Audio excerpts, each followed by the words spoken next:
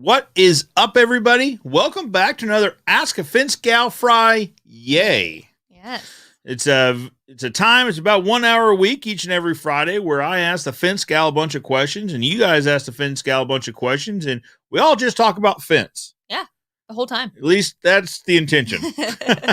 You never know. You never know what's going to get talked about. That's true. It could be mashed potatoes. It could be aliens. It could be dinosaurs. Dinosaurs have been talked about on this before. That's right. So never know. Never know. Guys, as you come in, let us know you're here by saying hi. So the Facebook and YouTube, they don't really tell us who's here. They tell us how many people are here, but they don't tell us who's here, and we'd like to say hi. Absolutely. So as you come in, drop a comment so we know you're here, and we'll bring it up on the screen, and we'll say hello. Absolutely. We've already got Jeff's already got this figured out. Oh, hi, Jeff. Hey, Jeff from Pennsylvania. Yeah. Welcome, Jeff. I like this. All right. Unfortunately, slightly outside of our service area. That's true. I mean, it is what it is. Yeah. But we can still answer your fence questions. That's true. We can be as helpful as possible, Jeff. Absolutely. Thank you for dropping a comment saying hello. Yes. And hello from Missouri. That's right. So let's talk about fence for a little bit. All right. So what's been going on this week? This week's been kind of a mosh posh, a little bit of everything, which is good. It's a good problem. Now, it's not one of those weeks where we're doing every kind of fence. We've had a couple of those. That's true. We have, was it last week or the week before we just about did every type of fence in the same week. So yes, you never know. So this week it was more a little bit of wood. Yeah. We did a couple repairs. Yep. And a couple projects that just needed a gate or two. Yep. So this was kind of a unique week. Yeah, that's right. Yeah. Well, and the residential guys had some time today. So they're actually out hanging a 7-foot slide gate. Yeah. So they're doing a little bit of commercial work today as well. Yeah. Had privacy slats in it. Yeah. That's pretty smart. I hope they bring us back pictures of it. I think it looked really neat. I do too. Well, and I think that's something that not a lot of people think about. Chain link is so see-through that it's hard to imagine adding privacy to it, but those slats do a really good job. Well, and we do those, on the commercial side, we do a lot of chain link with slats like around like dumpsters. Yes. To where we're looking for strength and resilience, but still at the same time, no one wants to see trash cans. Correct. So, we ended up doing that. So I bid one. It's been a few weeks ago we did it, and it actually came in less than a wood privacy fence. Yeah, on steel post. So yeah, it's a good alternative if you're okay with a more of an industrial type look. Chain link with privacy slats is a pretty good solution for you. Yeah, absolutely. Who else is here? All right, let's see. Hello. What is up, Cannon? Hello. How welcome. are you, sir? So Cannon I know Cannon through just his comments here, but then also he's in the Mr. Fence Academy.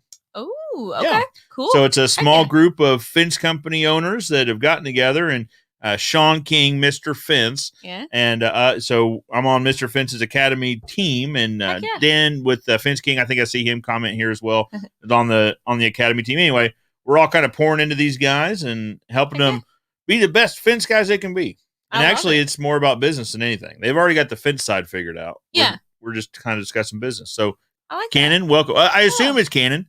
Maybe it's Kristen. Maybe Kristen's tuning in. Kristen, I'm sorry if it's you. I said all that. Then hopefully you've got Cannon out working, maybe. Yeah, there you go. I don't know. We'll see. Know. What is up, Fence King? Hi, Fence King. Dan Blank, he's watching. He's got the eyeballs. Yeah. The shifty eyeballs. Yep. Well, they're not really shifty, I guess. They're just looking. Well, let's talk about this for a second. Okay. Because there was a post the other day that I really wanted to post, like the Kermit gif where he's like sipping the tea, like you're just taking it all in, right? Or the Michael Jackson eating popcorn. That's the one, the eating the popcorn. He's like, I'm just here for the comments. Yes, exactly. And so I was like, man, for some reason it wouldn't let me do it. And so TJ was like, well, just do ... I was like, no, I'm going to do like the eyeballs. Because I think that's like the, hey, I'm watching this. I'm here. And so I'm seeing what this is about. I'm curious to see what you think. Are ... is that the same thing as the eyeballs? Because ... to me is like, I don't know what to do with ... I'm kind of like some people do the dots as like just so they follow, because they haven't figured out that you can press the arrow and follow, or the capital F. That's a good one. That one. That's what we used to do before you could select follow. Is you just put F. Or if you had all the time in the world on your hands, you would actually type out following. But who's got time for that? Some people do the dots just to follow it. So Yeah. The Finch King went with the eyeballs. Pretty good choice. Let us know you're here and watching. I love it. Yes. Thank you. Oh, right under the Finch King is Finch Prince. What is up? Hello, Dylan. Oh, welcome. So Dylan has a question on the spelling of Sarah. Yes, I do appreciate the respect of the H. Like the just in case I don't know which one it is. Yeah. It can go either way. Yeah. I want to put it here just in case. Just in case. And it's a good thing he did. Yeah, because it is with an H. There is an H in there. Thank you. Oh. Thank you for the H consideration. So now we got Finch King and Finch Prince. I love it. Yep. Welcome, guys. Of course, Cannon and Jeff are here as well. Who else is here? Oh man, we've got all the pink collars. All of the pink collars. What is up, pink collars? Hello. If you've called into Ozark Fence at all, it's a very good chance that you've talked to the pink collars. Yep. Whether it's Lori or Stephanie or just any of the gals there. Yeah. Yeah. They're answering the phones and making sure they got our front lines covered. The first communication is probably the most important communication. Oh, absolutely. And so the pink collars keep us covered there. Welcome, ladies. Yes, welcome. Thank you for joining us. Yeah, thank you for commenting. All right, Gina. Hello, welcome. Now it's trouble. Now it's Gina has showed up, and now this has all gone downhill. I just know it now because she's associated with this one, and any of the ones associated with that one are basically trouble. Could be trouble. Yeah, I would drop the could be. Could be. Pretty definitely. Might be. Almost certainly. All right. And Candace. Candace at Ozark Fence. Hello. What is up, Candace? Candace is our retail rock star. Yes. So if you need fencing materials, if you need a tension band, brace band, fence pickets, 2x4s or posts, anything really. You need a fence material, you get a hold of Candace. Yep. She's going to get it for you. She's actually quoting ornamental iron too. Okay. Yep. There you go. Yep. There you go. Now Candace is our retail rock star. So if you need materials, and even if it's an oddball question about some material. Yeah. She's learning very quickly. So the more oddball stuff, she usually seeks out some help either from the guys in the shop or from you or Dad or anybody like that. But Candace is a very good resource. Absolutely. Thank you for tuning in, Candace. Thank you. All right. Oh, it is Cannon. Okay, it's Cannon. What is up, Cannon? Oh. All right. Better salesperson. Well, actually, Cannon, I'd like to address this. So, I am of the mind and the opinion that we don't sell anything. Oh, yeah. Right. Like that's the thing is when you go anywhere, you don't want to be sold. You go into the sneaker shop, you don't want someone to come up and say, "You know what sneaker you need? Based on the shoes you're wearing, I think you need to get these shoes." Maybe you don't like those shoes. You're like, "Well, I don't like the shoes I'm wearing. That's why I'm here to see you." Yeah. So to rephrase, so we do consultations, right? Yeah. What are your problems? How can I offer solutions? Which solutions can I offer to solve your problems? Yep. That sort of thing. But so which is the better consultant? Oh. I mean, if we go with like total years experience, obviously me. Uh-huh. But I'm not one to generally toot my own horn. But you're not? Not really, no. Huh. No. Okay. Yeah. I'm gonna say last year we had record sales. We did. And we did. It probably had nothing to do with me coming on last year. Probably nothing. Probably not at all. I would agree. I would agree. It's probably not that. I would agree. That information out there, Cannon. You take it how you want. So here's the thing, and I say this knowing Sarah's head barely got in this door today. I know this knowing that we're going to have to deflate the head to get her out of here. But one of her customers came in this morning to sign a contract and said that he had dealt with our dad, Jim, in the past and said, "I tell you what, that Sarah, she's something else. She's something else." And he said, asked me, said, "Hey, how are you related to all these?" And I said, "Oh, I'm Sarah's brother or, Jim's son." "Oh, well," he said, "Sarah's better looking than you are. I'm glad she came out to see me." Well, yeah, that's why she's out there, and I'm stuck here in the office where nobody sees me. They just keep me in the back of the office. They're like, "Yeah, keep Joe out of this site." But no, in all honesty, Cannon, I really do think it's Sarah. I really do. I think it depends on the person, probably. Probably little bit of the customer type. Yeah, probably. Here's the thing about Sarah is she's incredibly good at empathy. She has great empathy scores. So she can relate to someone right off the bat. and when we're asking the questions to learn more about the problems, it's usually now the three things that keep a fence company in business: kids, pets, neighbors. Yep. Bad neighbors, probably, but neighbors. Yeah. Yeah, and Sarah's an animal lover. She's got a pretty good start on a zoo going out at her house. So she can relate on the animal front. Yeah. So that's always nice. I tell people that every time that I see their dog, and they always apologize. Their dog comes running up. They're like, "Oh, I'm so sorry. This is my favorite part of my job." You were totally fine. Well, yeah. So I agree. And that was probably my favorite part too. So at our house, we don't have animals. We don't have animals at the house. Even though my son right now is dying for a gerbil. A gerbil? I don't know where he got this. He wants a gerbil. Oh. And he's not getting one. So yeah, that's not going to happen.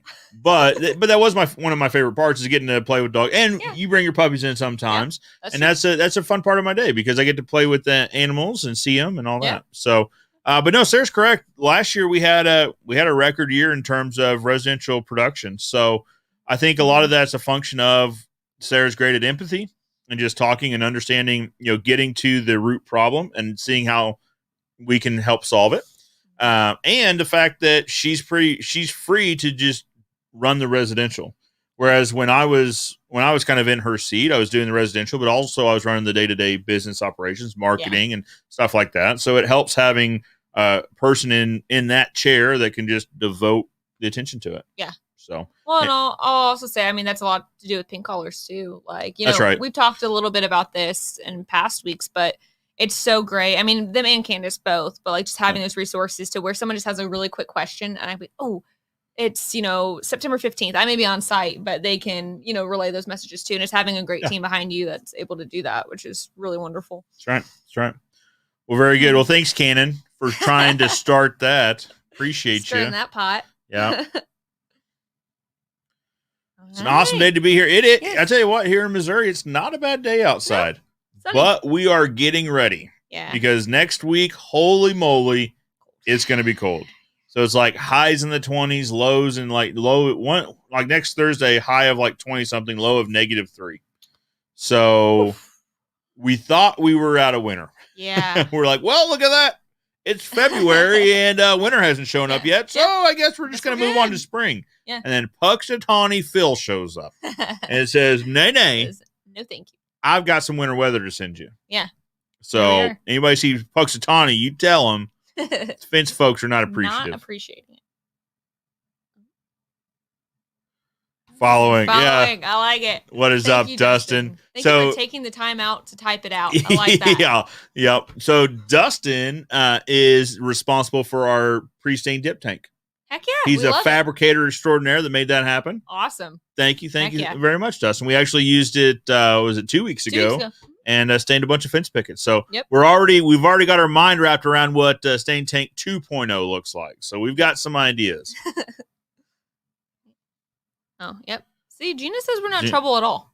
Everything's fine. Don't worry about it. Yeah. Ask one of you, and you say it's probably okay. It's not okay. It won't be okay. It's almost definitely okay. From your perspective. But you have a skewed perspective. It'll be all right. It most likely will not be okay. But we're going to agree to disagree. All right, Jeff. What's up, Jeff? Oh, Jeff's going to make the trip down to Nashville at the end of the month. Yeah. He's adding staining and sealing to the fence company this coming season, installing too much wood fence through the years, not to add it to the plan. I love it. Or that's the plan. Yeah, I agree. I agree. We added staining, what's it been, 2 or 3 years ago now? Something like that. And it's made all the difference in the world. I mean, it makes sense because these are already customers and clients that you're doing work for. So they know, like, and trust you already.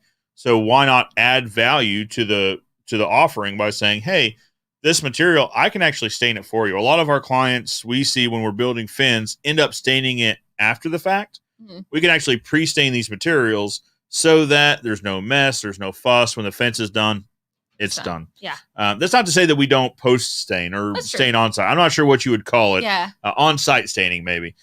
We offer that as well. Yep. For customers with older fences that would just like them to look new again. Yeah. Staining's a large part of what we did last year. Yeah. So, Jeff, I can't wait to see you. So what Jeff's talking about is there's going to be a stain and seal university and a fence installation school outside of Nashville the last weekend in February. Okay. So I'll be there. So Sean's actually running a Mr. Fence Academy summit for his Academy members there in Nashville. So I'm flying in Wednesday. I'm going to chat with them for the day Wednesday or the evening Wednesday. And then I'm moving over to Lebanon, Tennessee, right outside Nashville. And I'm going to talk to the Stain and Steel folks on Thursday. Yes. Okay. Get my days mixed up. And then Friday, Sean's putting on the fence installation school. So I'm going to be there as a participant for that. Kind of soak it up. So Jeff, I can't wait to meet you. Come up and say hi. There's a good chance you'll notice me. I will likely be wearing orange. There's actually a 1,000% chance because I don't actually pack anything that isn't orange. So. What is up, Steph? How's it going? Yeah. Last week oh, that's right. Flip-flops. Oh, that's right. That's right. Thank you very much. Please Steph. keep it alternating weeks. So next week I would like to be first. I think we know what's up. Brent, Mitch. He's probably talking about Mike's comment about me being more attractive. He was saying if you had a blonde wig, we'd probably be twins. Except hopefully probably not. Yeah. The beard would look a little weird. That would be odd. But Brent, it's so good to hear you. Hear from you. Yeah. Good to see your comments. Brent's here each and every week. I mean, a lot of folks are here every week. I don't want to diminish that, but Brent, what is up? Yeah, thank you so much. And Brent, I always know how Brent ends the conversation. I look forward to it. Peace and love. Peace and love. I like that a lot. Yeah, I like that a lot. All right. Oh, and pool water. I think he's talking about being there. What are we not talking to about? add wood fence through the years, not to add that. And pool water. He's adding pool water to his services too. Maybe. I don't know. Okay. But either way, he's also excited to meet you in person. All right. Very good. There you go. Look forward to it, Jeff. All right. I don't think we'll be swimming there. It's the end of February. It's pretty cold. So we're definitely not. I probably won't be packing a swimsuit. But you know what? I do have an idea. So Dustin says he's happy to hear that it's in use. Yeah. Our dip tank. It's absolutely saving time and space. That's agreed. When we're not staining. Okay. We fill it up with like hot water. We could put some of those like hot water pumps in there and we make it. We do have like heaters. A hot tub. It's like a break room hot tub. Well, it's 2 foot by 2 foot. So yeah, I mean, it is 18 feet long, but it's only 2 foot deep and 2 foot wide. You could get at least like 3 people in there. You know what I mean? You're not like submerged. You're just chilling. What part of me looks like I'm gonna fit in a 2 foot wide tank? Like, folks, this is not. I don't know what to do with my hands here. I'm looking at this. This isn't 2 feet. I'm just saying. I just think. Let's think about it. We'll table it, but we'll come back to that one. Interesting. I like it. Dual use. We're all about dual use, right? Like. Yeah, twofers. Twofers is a big thing. As Sean, Mr. Fence has taught me the term twofers, and I like it. Yeah. Win-wins, that sort of thing. Yeah. We will table that indefinitely. Okay. And just not bring it up again. No. So speaking of twofers, the other day I was kept saying win-win to TJ. Yeah. And I was like, man, what was the word that they were saying? And I couldn't remember. And I was coming up with a lot of really great ideas. Like some dubs. Like a double win. Dubs. Oh. I was like, sure. That works. I was like, I don't think that's it. And I mean, it probably took me like 2 hours. And finally I was like doing laundry and I was like, twofer! It's a twofer! And he's like, what? There's already been 3 or 4 conversations since then. So he's trying to recall what you're screaming across the house. Twofer, that's Sean King's phrase, and I like it a lot. Yeah, I like it. So it's seeping into my everyday life. All right. And Dylan asked, Joe, when you sell a pre-stain job, do you stain and seal the cuts you make on the job site? Yep. So typically we send a pint of the stain with the crew. There shouldn't be a lot of cuts. A lot of times we'll pre-cut what we need to, but sometimes you get on there and you do. Yeah. So once they make the cut, then they'll not pre-stain. They'll just stain on site they'll have the pint of stain and they'll stain that cut. Yep. Comes in handy with gates and stuff, especially. Yeah. Well, the nice thing about Caleb Stain, the Stain Seal Experts, it's a penetrating oil base. So a lot of it's already sucked through. There. Yeah. So, but we do send it with a pint, like you said, for cuts. We want to make sure every surface is coated and protected. Yep.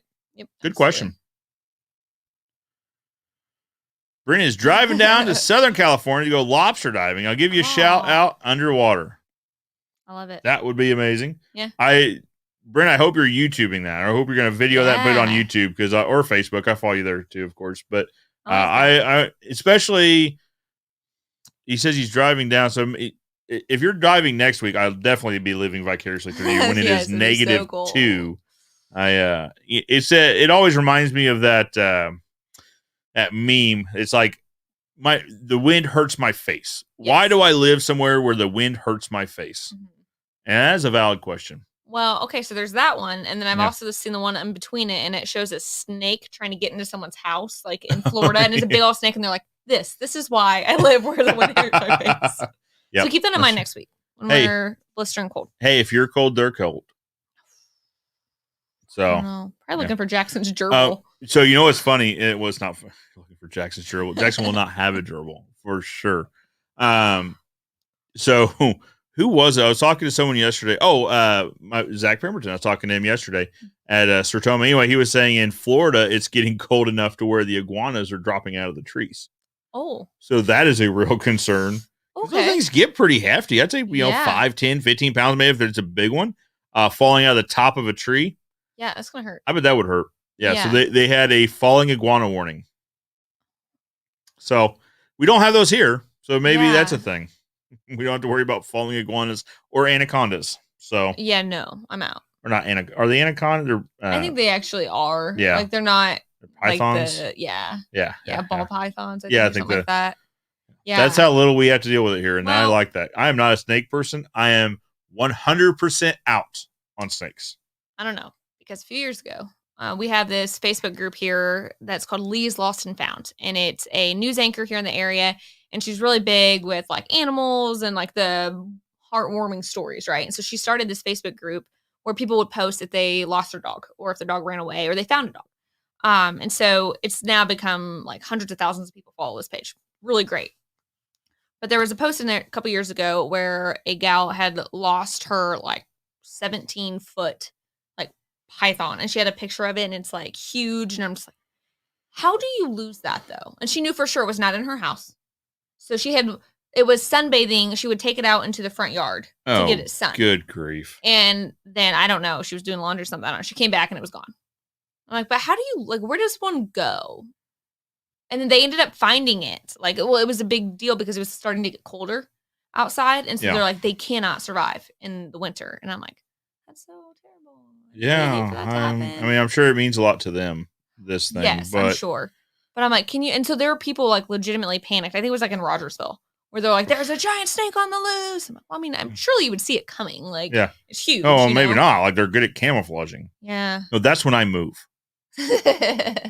I see that on Lee's Lost and Found. Yeah. I live on the other side of Springfield from Rogersville specifically because, like, subconsciously I remember hearing this story and I'm like, well, we're not living anywhere near Rogersville. I don't even know if they found it or what, but I'm not doing that. I think they did end up finding it, but it was like by like a river or something like that. Yep. I'm out. Yeah. Nope. I'm out. Nope. New subject, please. Expenses and necessity, like his pets. Yep. Okay. So pool art. Yeah, absolutely. Okay. So I understand where you're going with. Yeah. So pool safety is huge. We talk about pool safety in the spring when people are starting to think about opening their pools up or having pools installed. Pool safety is a big subject because, I mean, how terrifying as a parent, that's not even a thought I want to have, and I don't even have a pool. Like, we have a neighborhood pool with a very nice fence around it. Thank you. You're right. Pool safety is incredibly important to talk about. So there's some fence guys in here, Cannon and Jeff and Dylan, and I would challenge you guys to, in the spring. So I need to look it up. I want to say it's March or April. So it's coming up. It's pool safety month. Yeah. And so typically what we'll do is we'll run a video and we'll say, pool safety is important. Please check your gate latches. Please check your gate hinges to make sure that they close on their own. Yep. Make sure that, take your kids out there and ask them if they can reach the top of that latch. Yes. Make sure they cannot. If they can, put an alarm on it. I mean, alarms are cheap and easy. They make door alarms that when door chimes, when you open it, it sets it off. Put that thing on your gate. Yep. And so we'll do a video about this. And usually I'll offer an incentive to say, if you have a pool and the fence doesn't meet code, you need to get that fixed, please. I will offer an incentive for us to come fix that for you. Mm-hmm. Just because, like, that's as a parent, that's absolutely terrifying. Yes. And so as a fence person, I know that we have the capabilities of making sure that doesn't happen. Mm-hmm. So as fence guys that are watching, I would challenge you to make a video similar to that. Just say, hey, it's pool safety month. I want, as a parent, it's terrifying to me. I'm sure as a parent, it's terrifying to you. Please check your fence. Please check your gates. If I can be of service or help you in any way, please reach out to me. Mm-hmm. It's something that I'm pretty passionate about. Absolutely. Well, and to kind of take it a step further, like anytime that I have a customer that wants an ornamental iron fence, that's my first question is, do you intend on putting a pool in your backyard? Yep. And I would say 60% of the time the answer is yes. Yeah. Yep. Yeah, we are actually. That's why we want this fence. And then that's going to completely determine what kind of fences they can have. That's right. And I'm kind of amazed at, and it makes sense. You wouldn't know it, as a consumer. Why would you need to know that information? Right. But how a lot of people don't understand, the classic 3 rail and 4 foot just doesn't meet code. No. You can have it in 5 foot, but it has to be, I believe, 45 inches from the bottom rail to the top rail. From the top of the bottom rail to the top rail. Yes. So that a child couldn't reach it. But the problem with the 3 rail is that second one isn't within those standards. Yeah. So you're right. So it's not 45 inches from the bottom to the top rail. It's 45 inches from the top of the bottom rail to the top of the next rail. Yes. The thought process being a child could put their leg on the bottom, grab, and climb. And climb on over. Yeah. Which I've got 3-year-old sons, so I completely, that is within the realm of possibility for sure. Yeah. Jeff brings up a great point about pools and making sure that kids and pets stay safe around them. I mean, as fence people, we really have an obligation to make sure that awareness is out there. Yeah, absolutely. I'm going to kind of skip a couple just because I have one. Now I can't find anyone. All right. Candace, are you in our area or are you? Where you at, Candace? Yeah. So if you're in our area, we'd be happy to put some options together for you. Right. If not, so we had this question come up yesterday on the YouTube live. How do I find a qualified fence contractor in my area? I would say start with, AFA, American Fence Association, AFA, I believe it's AFA.com. Search the Google American Fence Association. They have a website where they have a list of their contractors. Yeah. That would be a good place to start. I mean, these are contractors that are paying money to receive additional education, to be associated with other fence contractors, to gain experience, that sort of thing. Oh, that's right. Okay. Yep. Candace, we've talked before. I forgot about that. She's in Lebanon. Oh, she's up in Lebanon. Yep. Okay. Because there was you thought there might have been a contractor, and then for whatever reason that didn't work. I remember this now. Yep. Yeah. So you have Candace's information? Yeah. Yep. Okay. So I'll reach out. I can even do the AFA. Yeah. I'll look for you, Candace. I'll do some research. If not, we can reach out to Tony, he's the executive director of the American Fence Association, and just say, hey, we've got a lady, has a pool. Yep. Pool safety is important to me. It's important to other fence contractors. How can we help her? How can we help connect her to someone? Yeah. So Candace, I appreciate you bringing that up. Yeah. We will absolutely reach out and we'll try to get that fixed for you. Yeah. Well, and okay. I was say I thought I had. If nothing else too, I mean, sometimes I think that there's kind of maybe contractors are concerned about the safety aspect of it, where like it's really not strict guidelines to make them pool safe. Like as far as like you've got a height requirement, you have hinges, that sort of thing. So the gates need to be self-closing and self-latching. Well, and let's preface this by saying some municipalities have their own pool regulation. There is a national pool code that gives kind of a baseline, but some municipalities have different. I'm gonna put this up there for you, Candace. Bingo. Yep. Hey, Jeff, thank you. Yeah, thank you. I appreciate that. The American Fence Association is a great place to start because it's guys that value education. So pool, you can also Google National Pool Code, but understand that some municipalities have regulations above and beyond. Correct. So like for us, it's our county. Our county has a little bit stricter guidelines than the city of Springfield. Well, and Christian County has even stricter regulations. And so it's going to vary city by city, county by county. Yeah. But if your city and county does not have a pool code, there is a national pool code that you can go and rely on. Yep. I mean, there's things that height is an issue, gate closures, making sure they self-close, self-latch. Now, one thing that's important to note here is a double gate. True, to follow the code, a double gate cannot be made to self-close and self-latch. No, because if that drop rod that keeps that second gate closed, if it's faulty, then the gates can swing open on their own. Yep. So any double gates have to be physically locked. But yeah, there's also a sphere. I think it's I'd have to double check this, but I believe it's a 3-inch sphere, cannot pass through. Yes. So you can't have a large gap. Yep. A lot of people are surprised because they'll think, like a 4-foot chain link or 4-foot picket fence meets that burden, and it doesn't. And it won't. That being said, well, it depends on the hardware, I guess. But yeah, I'll say we have had situations where we've put up a 4-foot fence, but then later on they put in a pool, and we've had to change out hardware to make it work. Yeah, so a 4-foot picket fence likely, and this is going to depend on your area. In our area, a 4-foot picket fence likely wouldn't. A 4-foot solid fence, it was 4-foot solid. Yep. Yeah, 4-foot solid fence would pass because it's 48 inches to the first place they can put a handhold. There's nowhere in between. A picket fence, I believe the argument was they could reach through and get to that 2x4, and that didn't meet their stipulations. Yep. Anyway, so there's some intricacies here, but it's worth looking into, though. I mean, just because there's all these intricacies doesn't mean you don't do it. Yep. But, yep. All right, lots of comments. See here. That's right. All right. Yeah, we talked about it last week. We ought to talk about it again. Sarah, what's our winter special? So any cedar fence that we put up, and it can be cedar pickets with the pine structure. Yep. Any cedar material we are pre-staining as a winter special, no additional cost to the customers. Yep. No upcharge. So typically there is an upcharge just because there's stain and there's labor and there's stuff like that. Yeah. But for the winter, our winter special is that we will pre-stain any cedar material for no additional charge. Absolutely. So it's a way of keeping our guys busy through the winter. Yep. The guys have bills 12 months a year. Yep. They got rent, mortgage, utilities, etc.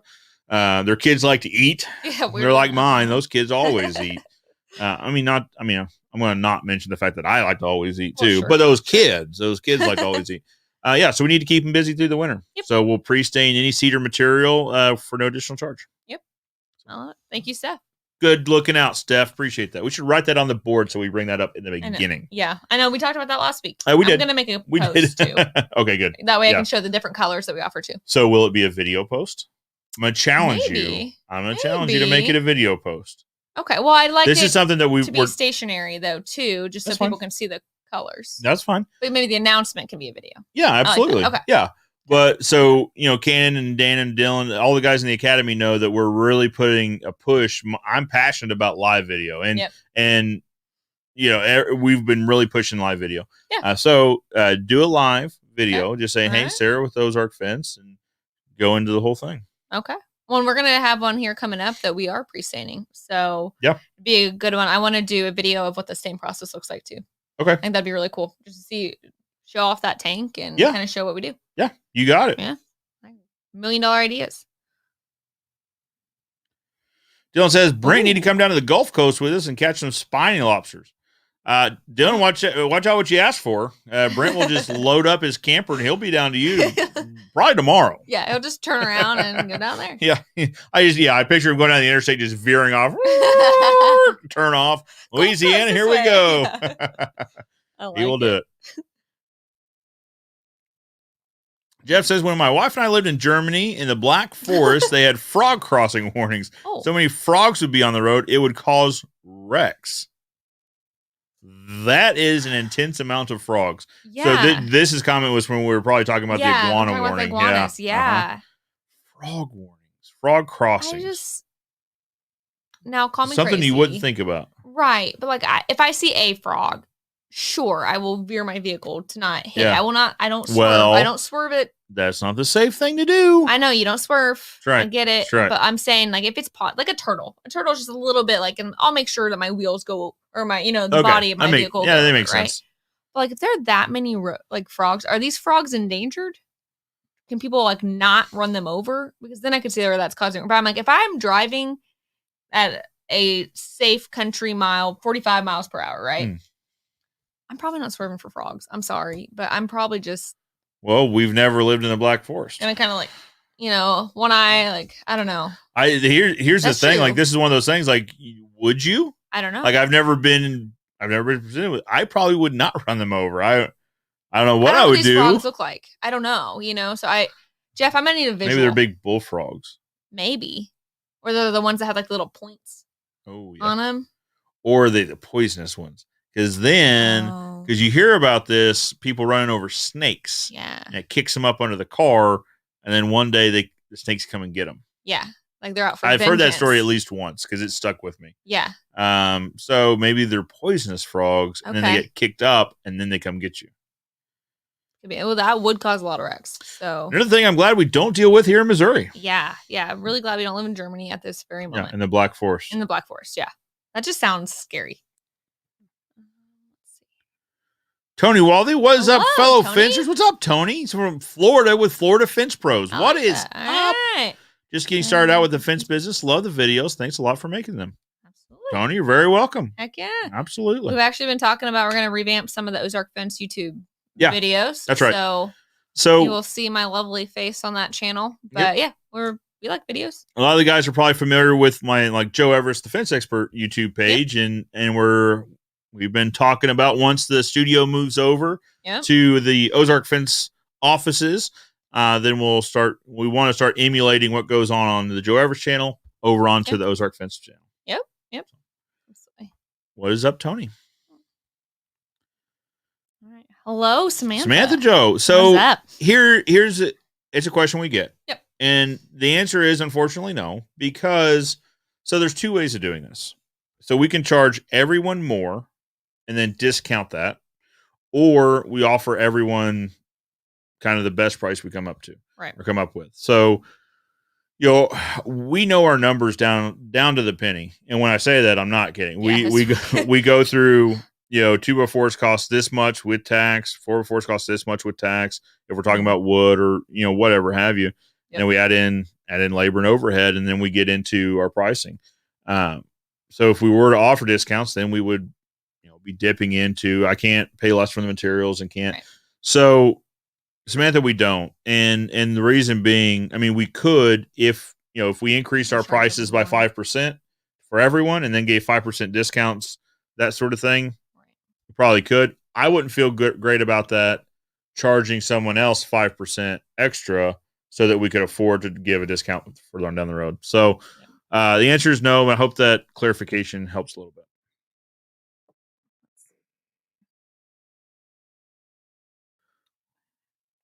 It shocks me most pool companies cannot even guide me in the right direction. So, Candace, probably what's going on is sometimes we hesitate to refer other companies, and especially when it comes to something like pool safety, just because there's some concern there. Are they referring you to somebody that they don't know, but are they going to treat you right or not? They would probably hate to steer you in the wrong direction. That being said, it would be nice if they at least pointed you towards a resource. Right. Like I said, the American Fence Association, your local home builders association. I say the local home builder association because they, at least here in our market, every year we have to resubmit our workman's compensation policy to them so that they know that their members are fully insured, correctly insured, and go from there. But I agree, Candace. It would be great if they were to offer at least some resource for that. Yeah. Absolutely. Brent says we had a special needs kid fall in a faulty gated pool in HOA last year. And see that, like I said, that is the thing that nightmares are born of. That would terrify me to no end. As a parent, as a fence guy too. Right. Absolutely. So this, like I said, so this is what I talk about every spring. Check your fence. Check your gates. Make sure your gates are closing, because sometimes those self-closing hinges, sometimes they just need adjusted. They don't need replaced. They just need retensioned. But you got to check it every spring just to make sure. Yep, absolutely. Right. What is up, Stand Still Experts? Welcome. Well, guys, we need to tell you, like we told Stephanie last week, say hello to me first, and then say hello to Sarah. Let's just please just keep that in mind. It probably depends on who's writing it. Oh, well, you're right. Ashley and I are Facebook friends, and I like to put little gifts in there. Ashley and I are Facebook friends too. Well, do you comment on all of her stuff? Because no, but I've met her in person. Well, maybe I could too if we didn't have the Lawn and Garden show. No, actually, I say that I love the Lawn and Garden show. I do too. So it's my jam. That's the thing. I'm always so torn. So this is the second year in a row I haven't got to do it. So last year, what was last year? Last year was the a social media marketing world. Yes. Yep. So that's an issue we're going to have next year. Is social media marketing world will probably be on the same stinking weekend as Lawn and Garden Show. Yeah. So we need to figure that out too. So no, Sarah's staying behind and to work Lawn and Garden Show. I'm actually jealous because that's one of my favorite times of the year. You get to meet, new people. You get to see past clients and talk about their pets and how they're loving the fence, and you get to meet a lot of great people. Absolutely, so it's a good time. Yep. Oh, we're getting clarification here. Okay. Oh, so the frogs. Okay. So many run over, and then all the slime causes to be like. Yeah. That is a very unique problem. It'd probably be like, when there's a bunch of oil on the road, like that's what I imagine it to be like. Yeah. So Jeff, what's the solution? You just wait. I guess you just wait for them to cross. Or is it? So I watched an episode of the jobs where they have like the head honcho go undercover boss. Oh yeah, yeah. And one of the things was the city workers that would have to go and take the roadkill off the roads. Uh-huh. So is there just like a special frog road crew like that has kind of like a snow plow? I don't know. Ugh. Got a lot of questions. Things make you go boo. I told you, Dylan, he's in. When and where? What's your biggest lobster you've ever caught? Yeah, let's talk about that, Dylan. Because Brent's got some stories for you. Yeah. So Brent's been known to travel for lobsters. Okay. Brent, correct me if I'm wrong. I think you guys go down to Cabo. I think he goes down to Cabo to do some spear fishing down there as well. We'll open this up to everybody. What is the biggest lobster you've ever caught? Yeah. Because mine, I've never caught a lobster. I'm not either. Well, I have a feeling it might just be Dylan and Brent talking about this. I was like, unless are we talking about like the crawdad family, like a lobster looking thing? Because in that case, I've caught one like that big. Yeah, but Brent sent me some lobsters, and those things are like a little bit bigger. Oh. They were big. Thank you, Brent, again. We haven't cooked them quite yet. We're still waiting for life to settle back down after the newest one. But every time, it's awesome. Every time I open that deep freeze, I'm just like, I need it. Need to eat this. Need to eat this. All right. Hello, Tony. What is up, Tony? Do you recommend having sales contracts tailored to your company? I'm using just a general contract now and just wondering what your thoughts are. Thanks for the advice. Yes. Yeah. So, yes, have one tailored to you and your company and your specific situation. So what I did for our contract is I took a kind of like you said, kind of a general contract. I took it to our lawyer. And I said, hey, would you mind looking over this to make sure, A, that it's pertinent to Missouri? Every state's going to be different. Yep. And I'd like to add a couple quirky things that fence guys run into, namely private utilities, for us, irrigation, private electric, private septic, that sort of thing. Yeah. And so we kind of tailored it to our specific situation. Yeah. And unfortunately, as we kind of run into different issues, we put them in there. Yep, we put them in there. We send an email to the lawyer saying, oh, hey, by the way, here's the situation. Here's how I'd like to prevent it.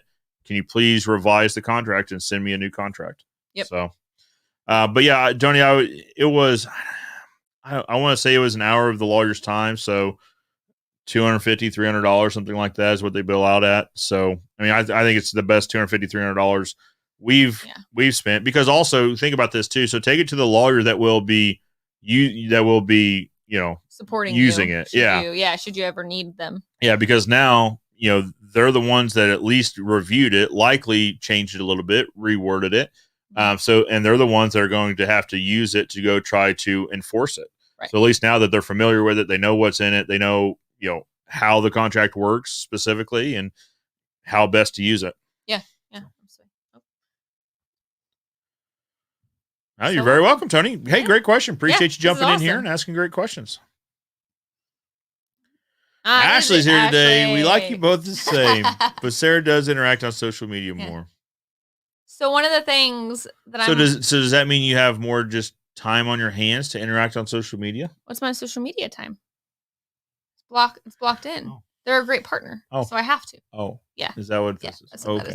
It's actually most of my interaction happens like 8 o'clock when I'm in bed. Yeah. And I'm like, what is this moped? Like, yes. Like that moped video. That was hilarious. The guy with the stain. Yes. And I was like, I now expect all of our stain to be delivered via moped. Thank you. Did you see the one? It's got to be the same group of guys.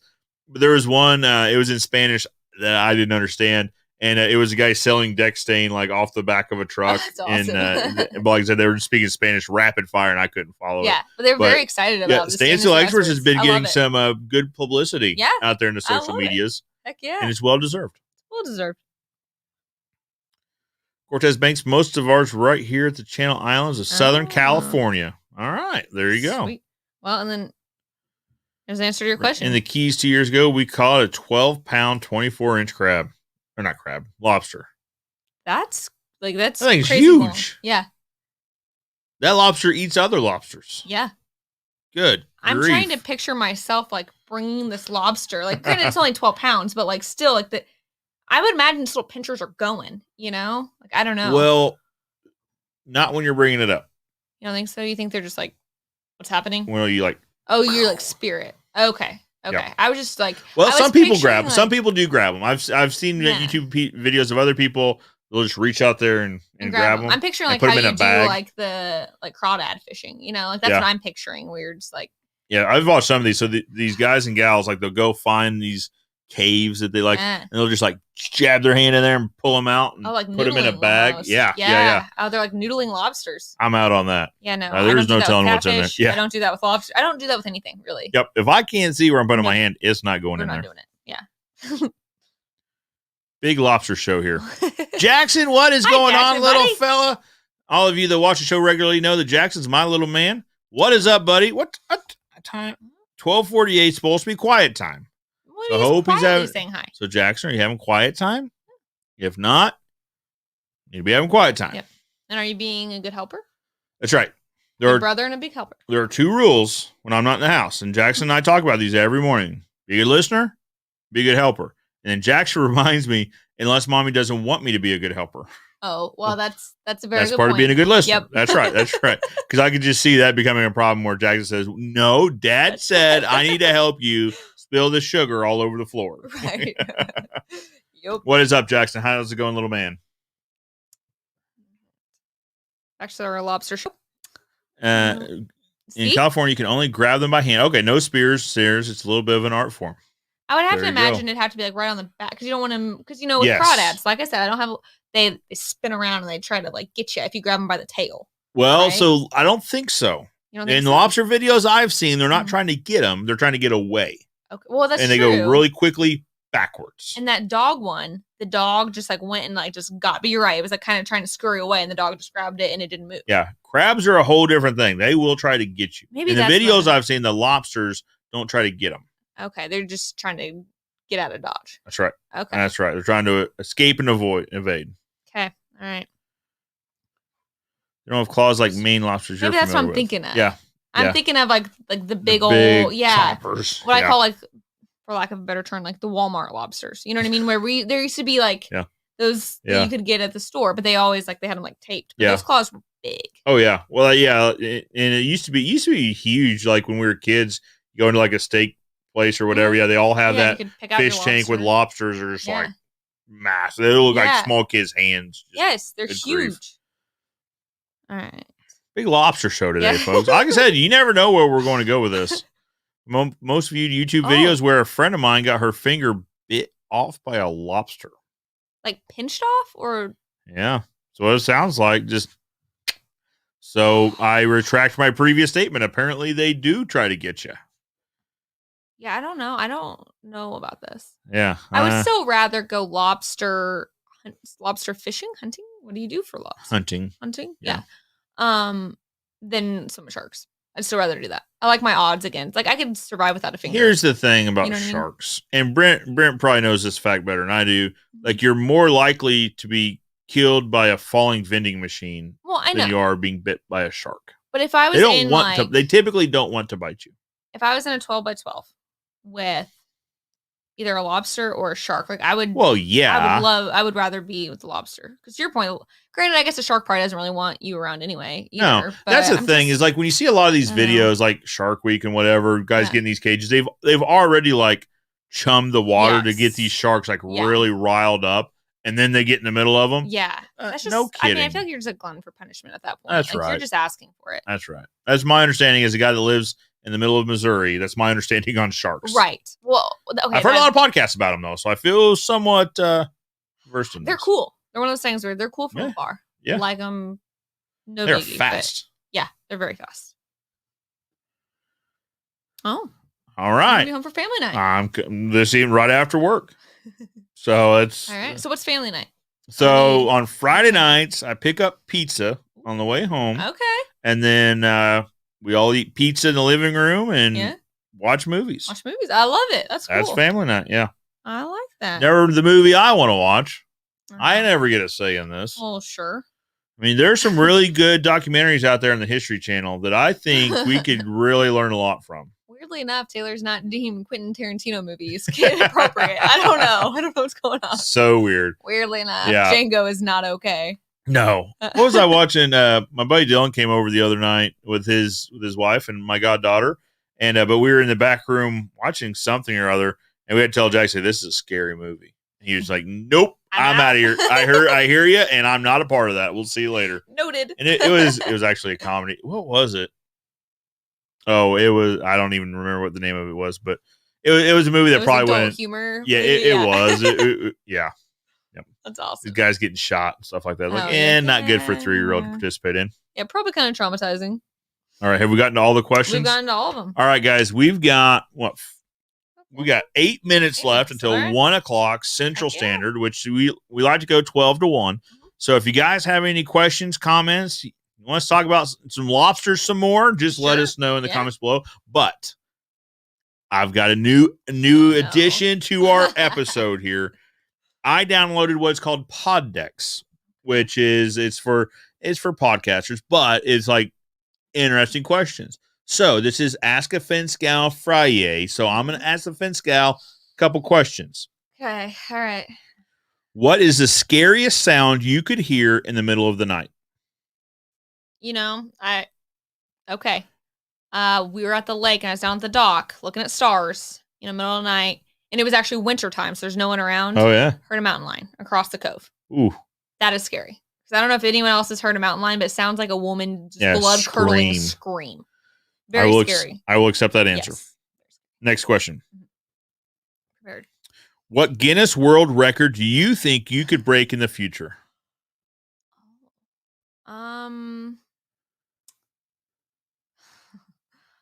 I don't know. That's a good one. Not anything to do with eating anything. Like, I don't.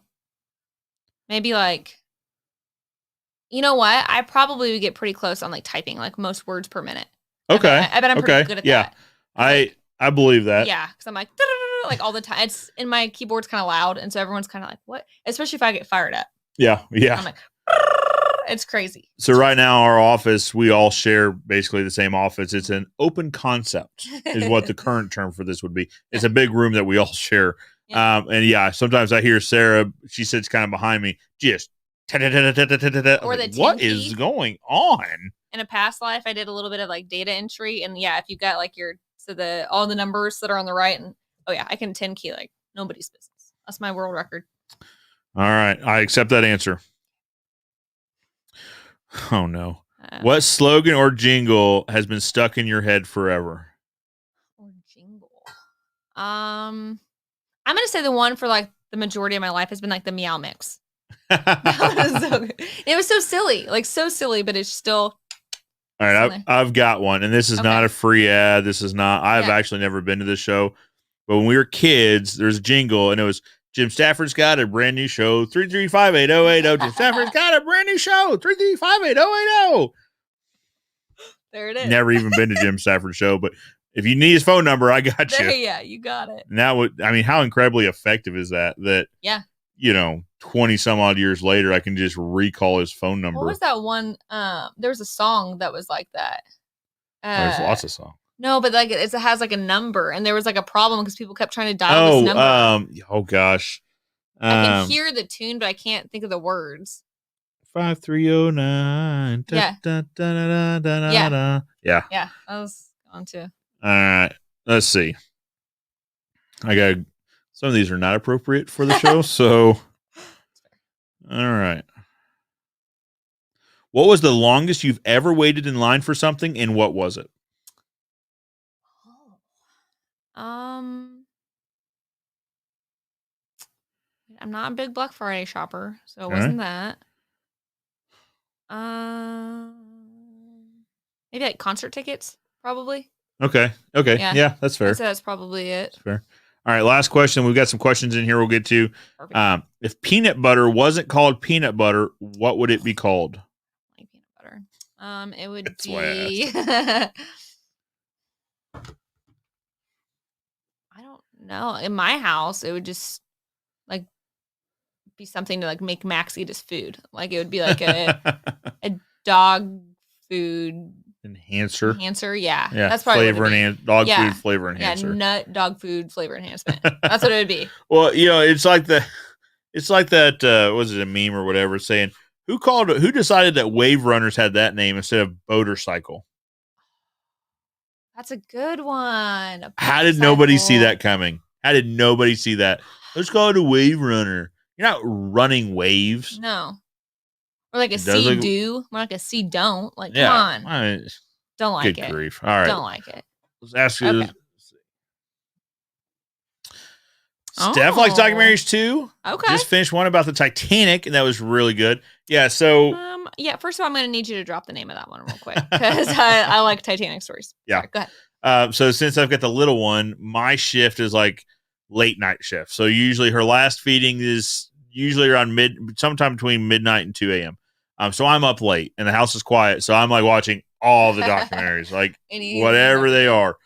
So I'm watching one now. It's always on YouTube. So like we got YouTube on the TV, so I just watch it up there. There's a YouTube channel called Concrete, but it's spelled with a K so KONCRETE. Matthew Cox. He did an interview or several interviews with him. This is a guy that like defrauded. So what he would do is he would buy a house and then somehow he would go to the recorder's office and record that it actually sold for more money. So if he bought it for $80,000, he would go pay the recorder some money, and they would record it at $300,000, and then he would go pull multiple mortgages out for that against the $300,000, and then but it kept falling apart, and he had to keep running, right? And so I find it interesting because it's like interesting to hear like how his mind worked. Like he just like in his mind it was just justified. I mean, it was. Because he was like, well, it's just like the mortgage companies aren't out any money. It's the insurance companies. Insurance companies just pay as if like the insurance companies just have like money falling from the sky or whatever. He's like, no one was really hurt. The insurance got paid on it. Well, where do you think the insurance money came from? Right. But anyway, big documentary fan. So Concrete, KONCRETE on YouTube. Okay. He's a guy. He's probably a little bit younger than me. And he interviews some really good guys. Well, speaking of concrete. All right. What is up, Mark? Why don't they use concrete on telephone poles? That is a great question. So, I don't know. You see some of them use direct compaction. Mm-hmm. So they'll drill the hole, they'll put it in there, they'll put the dirt back in, and they'll compact it around it. Sometimes they'll use foam. Mm-hmm. So that's kind of what we've been doing on the Joe Everest YouTube page. We've been doing some testing with post foam. Yeah. I don't know. I know at least like some of the electric poles, like they do, but they use sleeves. So TJ was telling me about like a zinc sleeve that like goes over the wood posts. Okay, so that way it doesn't erode into it. So he would probably be interested in talking to Caleb. So Caleb's got the post saver. Yeah. And so it's a sleeve, but it's a flexible sleeve. Okay. So this is for like wood posts, and it's like heat wrap. Yeah. So we put heat, it bonds to the post. But he's been selling a lot of them to municipalities. So it has an RFID chip in them. So when they scan the RFID chip, they know what number the post is, where it's where it's supposed to be located. But they also have all the maintenance and service history. That's awesome. On one place. Yeah, he would love to pick Caleb's brain about that. Yeah. It would That's awesome. Heck yeah. Mark, to answer your question, I don't know. Is there any way we can show pictures of fences in this chat that we have questions about? There's really not. I wish there was. Yeah, there's really not. So, Brandon, if you've got questions about fence, there is on my YouTube page. So I've got a YouTube channel called Joe Everest, the Fence Expert. We also have a Facebook page. And so it's facebook.com/the real Joe Everest, because I've got Joe Everest for my personal page. The real Joe Everest is the public page, and you can post pictures and videos there. Okay. We can chat about it. There. I like it. Yep. Yeah, 567. I think it's 55309. 5675309. I don't know. Something like that. We're on the right track. Yep.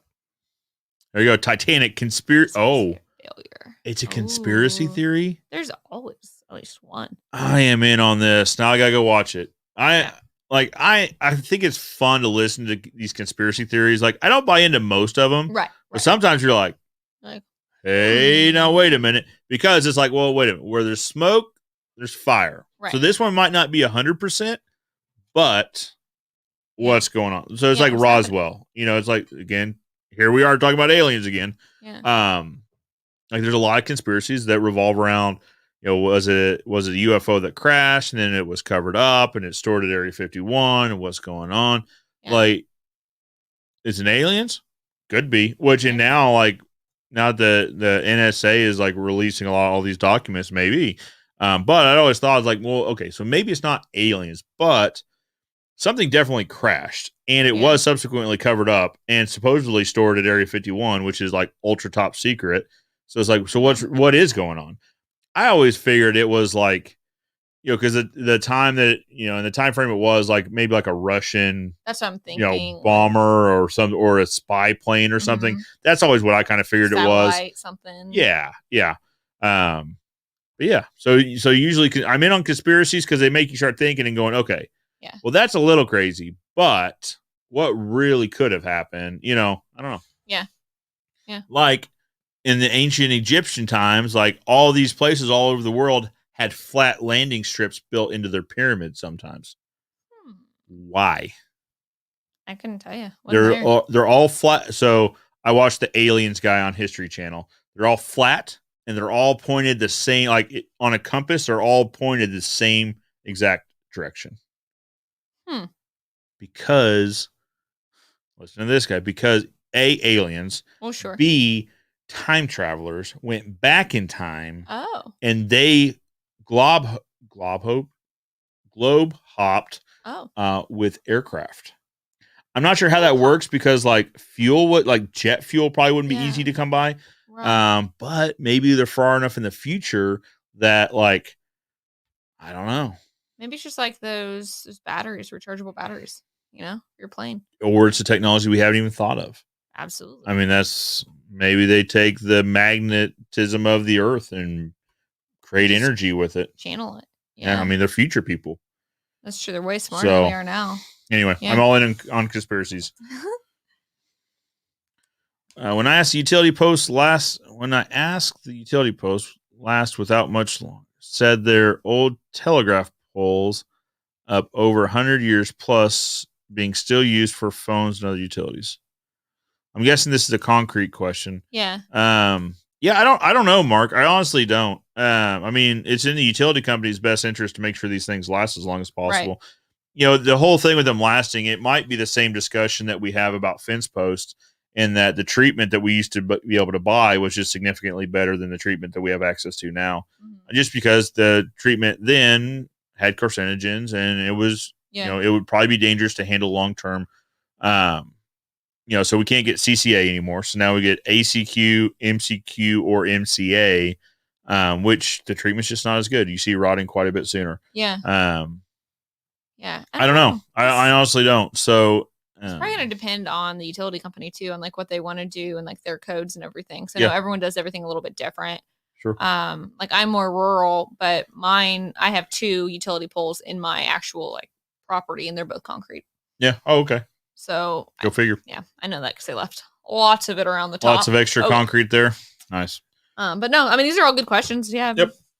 Guys, appreciate your questions. Appreciate you tuning in and interacting with us here. Makes this hour go by a lot quicker. And we stayed on topic with fences for a while. I mean, we got off on lobsters and stuff like that, but we did talk a lot about fence. overall, guys, I think this was a win. Overall. So, guys, thank you. Like I said, for the fence guys out there, let's chat about creating videos about pool safety. It's coming up. So that's awesome. We need to talk about that, get that out there. But for now, I'm Joe. I'm Sarah. And this was Ask a Fence Gal Fri-Yay. We'll see you guys next week. All right, bye, guys.